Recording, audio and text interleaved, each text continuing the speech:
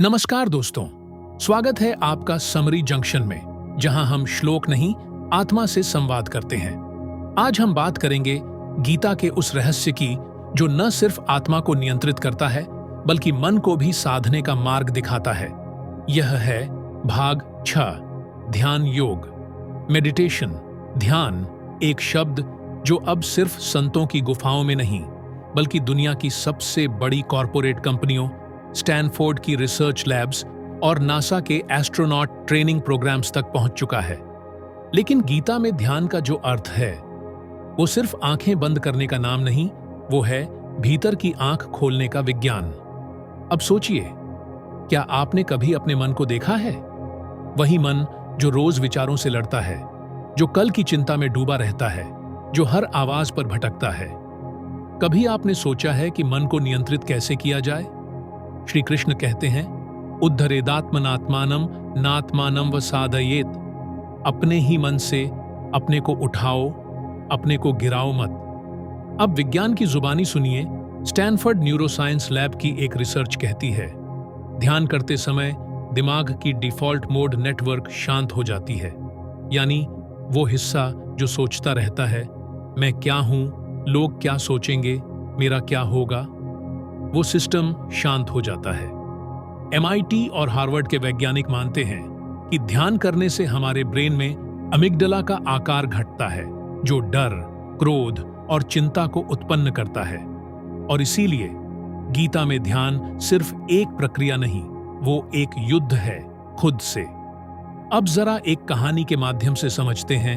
एक 22 साल का लड़का जिसने 2 बार कॉम्पिटिटिव एग्जाम में फेल होने के बाद सिर्फ गाने सुनने और सोशल मीडिया स्क्रॉल करने में खुद को खो दिया। उसकी मां ने उससे बस एक सवाल पूछा, तू अपने भीतर कब झांकेगा बेटा?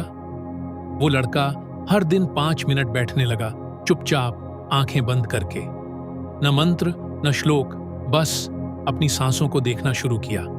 और 2 महीने में उसका ध्यान बढ़ा, आत्मविश्वास लौटा और तीसरे प्रयास में वो सफल हो गया। यही है ध्यान की शक्ति। क्या ध्यान सिर्फ धार्मिक क्रिया है? नहीं। एप्पल के स्टीव जॉब्स हर दिन ध्यान करते थे। जापान की बुलेट ट्रेन बनाने वाले इंजीनियर मेडिटेशन रिट्रीट से निकलकर ब्लूप्रिंट लाए थे। और नासा के एस्ट्रोनॉट्स को भी जीरो ग्रेविटी में ध्यान सिखाया जाता है ताकि वो पैनिक ना करें। तो सोचिए, ध्यान सिर्फ मोक्ष के लिए नहीं, यह दैनिक युद्ध के लिए भी सबसे बड़ा अस्त्र है। अर्जुन श्री कृष्ण से कहते हैं, हे केशव, यह मन तो बड़ा चंचल है, इसे कैसे रोकूं? कृष्ण कहते हैं अर्जुन से, हे पार्थ, अभ्यास और वैराग्य से इसे वश में किया जा सकता है। कृष्ण कहते हैं, मन को वश में करना अग्नि को हाथ में लेने जैसा है, लेकिन जो इसे साध ले वह अपने भाग्य का रचयिता बनता है।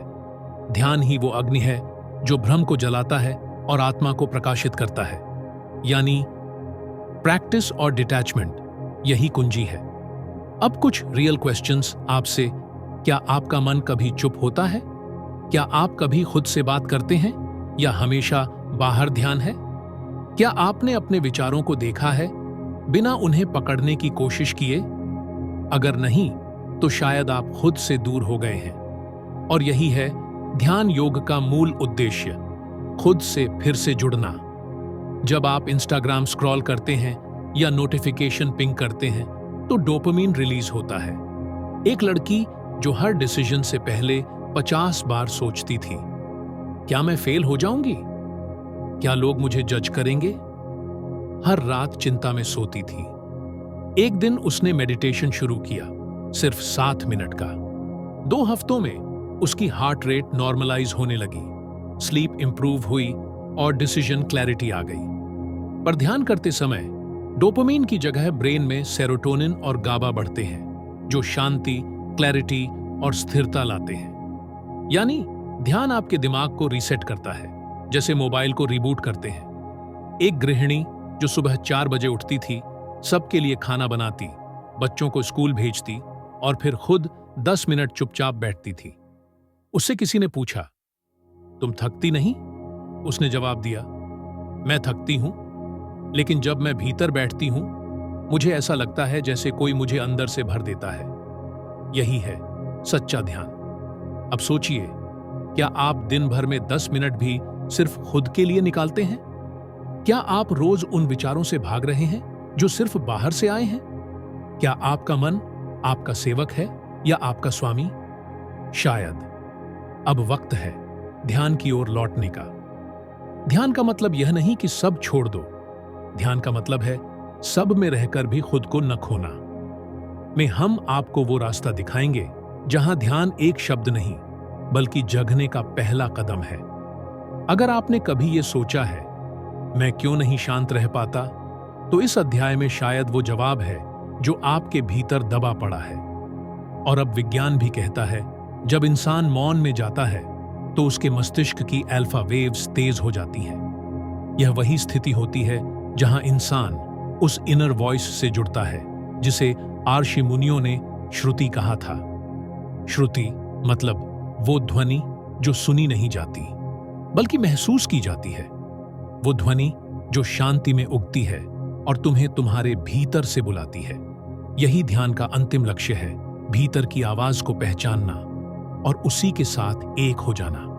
अगर यह वीडियो आपके भीतर की किसी उलझन को छू गया हो तो कमेंट करें, अब मैं ध्यान से जीना चाहता हूं।